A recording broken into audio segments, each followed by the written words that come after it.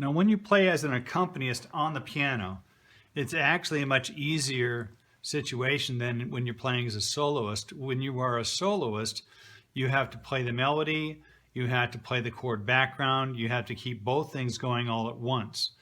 When you are an accompanist, you do not need to play the melody. By definition, accompanists do not play melodies, they play chord backgrounds. So I'm going to show you how it would be played as an accompanist here.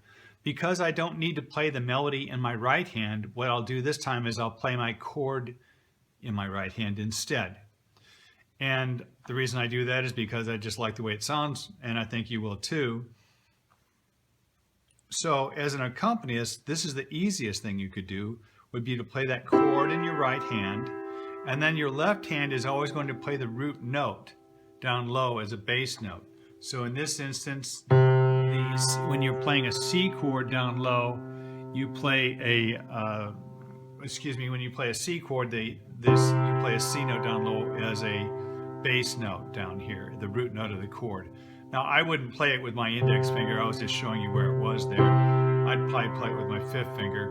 But here's what it is with one chord per measure as an accompanist. And I'll just sing it so you can keep track of where we're at. Silent night, holy night, all is calm, all is bright, round yon virgin mother and child, holy infant so tender and mild, sleep in heavenly peace, sleep in heavenly peace. And you'll notice I didn't have to play the melody. I just did the chord in the right hand, one chord per measure, and my left hand I always played the root note down low. So if it was a C chord here, it's a C note down low. If it's a G chord here, it's a G note down low. When you play the F chord, you're playing the F down low. That gives it a bottom to it. Now that was the easy way to play as an accompanist. I'm going to show you another way that I think you're probably going to like better, and it's not that hard, and I encourage you to try this as well. This time what I'm going to do is I'm going to use a broken chord.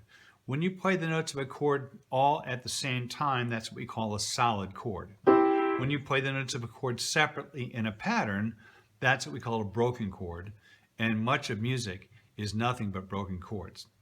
Now this time I'm going to do something a little bit different with my C chord. And the reason I'm going to do that is because I feel like it.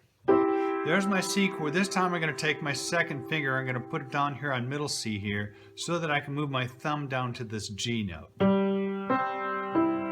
So now I actually have four notes in my chord. I've got a G note on the bottom and the top, but it's still a C chord because it's still made up of those same tones. And the whole reason I'm going to do that is so that I can do this.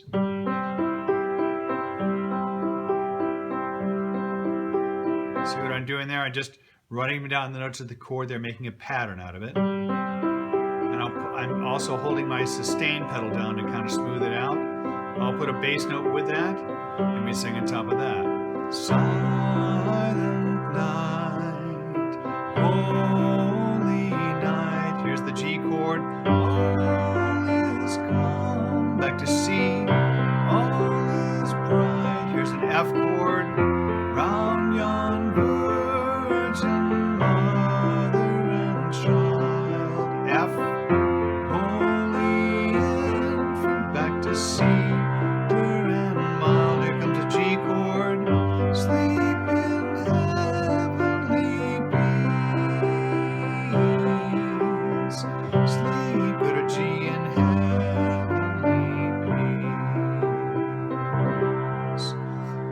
I'm sure you probably have heard that song played like that. That's called a broken chord.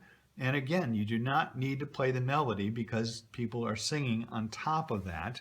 Use the sustain pedal though, because it will smooth it out. Just make sure that when you're doing that, that you always lift your foot up and put it back down again when you change chords.